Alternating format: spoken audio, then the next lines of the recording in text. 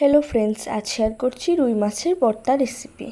ভর্তা তৈরির জন্য আমি নিয়েছি পেঁয়াজ, ধনেপাতা, কাঁচামরিচ, আদা ও বড় সাইজের একটা মাছের টুকরো।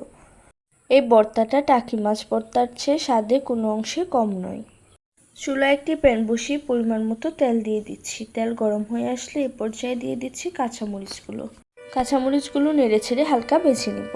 এ পর্যায়ে অ্যাড করে দিব কুচি করে রাখা পেঁয়াজটা দিয়ে মৃদু আঁচে ভালো করে ভেজে নিব।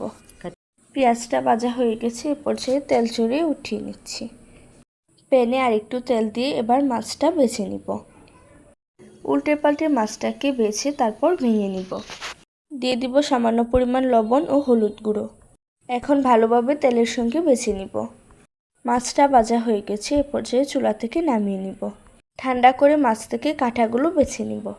ভর্তা মাখানোর জন্য আমি মরিচের সাথে পরিমাণ মতো লবণ দিয়ে ভালোভাবে মেখে নিচ্ছি। এরপর পেঁয়াজ, পুদিনা পাতা, আদা একসঙ্গে মেখে নিচ্ছি। সবশেষে মাছ দিয়ে মেখে নিব। এই তো তৈরি হয়ে গেল রুই মাছের ভর্তা রেসিপি। আমার আজকের ভিডিও ভালো লাগলে চ্যানেল সাবস্ক্রাইব করবেন এবং পেজ ফলো করবেন। এরকম আরও সহজ রেসিপি পেতে আমাদের সঙ্গেই থাকুন। আল্লাহ হাফেজ।